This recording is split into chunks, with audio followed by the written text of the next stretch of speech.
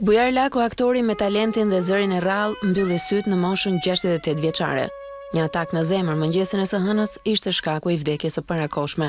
Bujar Lako, me 44 vitet e karrierës së tij mbi supe, është njohur me shumë emra të lidhura me rolet më të spikatura të kinematografisë shqiptare. Karrierën e nisi sapo përfundoi studimet në vitin 1973 si aktor në teatrin kombëtar dhe shpejt kaloi në kinematografi.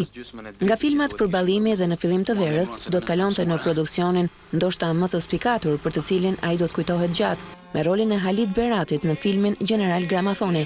Unë ja di ndershmërinë e zotit Berati dhe ai mund t'ju flas shumë për këtë. Nuk jam zotëri. Por edhe me rolin e Mujo Bermemës, komandantit shqiptar të bazës ushtarake të Pashalimanit në filmin Ball për Ball. Tani dëgjoj. Nëse ti kërkon të ikësh me forcë ose fshehurazi, unë do të konsideroj si një dezertor dhe do të godas. Filmat të cilët mbajnë të spikatur rolin e tij janë të shumtë dhe në kinematografinë e para viteve 90, prania e Bujar Lakos I jepte sukses të garantuar filmit.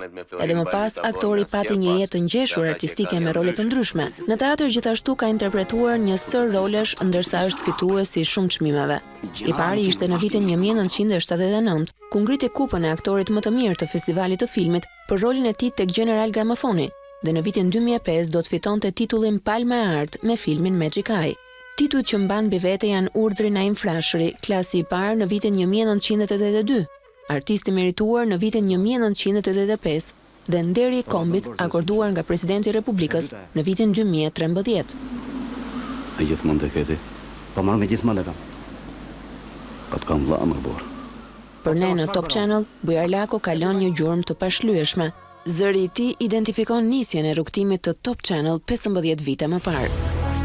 News. Top Channel.